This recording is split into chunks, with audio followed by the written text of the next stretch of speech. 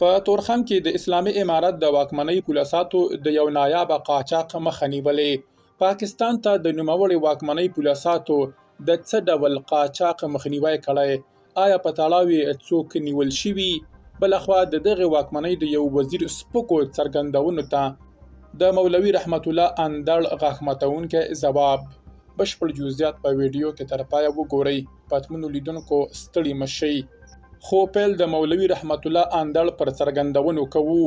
دینی عالم رحمت الله اندړ د طالبانو حکومت د اطلاعات او کلتور وزیر مولا خیر الله خیرخوا هغه څرګندونو ته چې ویلي وو دین ته اشغالګرو زیان رسولی لیکلي چې دین ته اشغالګر زیان نشي رسولی بلکې هغه کسان زیان رسوي چې د دین په نوم خپلې ناسمې کړنې توجیه کوي.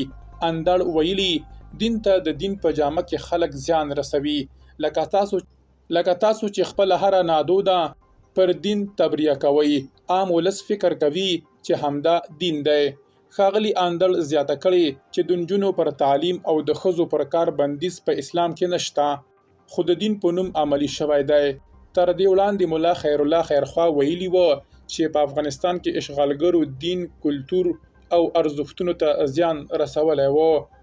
د چاپیریال ساتنې ملي ادارې خبر ورکړی چې د امنیتي ځواکونو لخوا په تورخم کې پاکستان ته قاچاق کیدونکي 34 کونړي ډوله الوتونکي نیول شوي.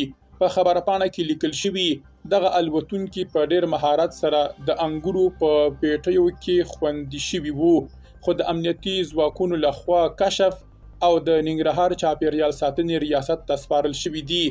په خبرپاڼه کې راغلي چې په دې قضیه کې 3 تنه نیول شوي چې د قانوني څېړنو لپاره د ننګرهار امنیه قومندانۍ ته سپارل شوي دي. د ننګرهار چاپیریال ساتنې ریاست له خلکو غوښتي چې د ژوو د نسل د ساتنې او د چاپیریال د خوندیتوب په پار د ناقانونه ښکار او د الوتونکو له قاچاق څخه ډډه وکړي.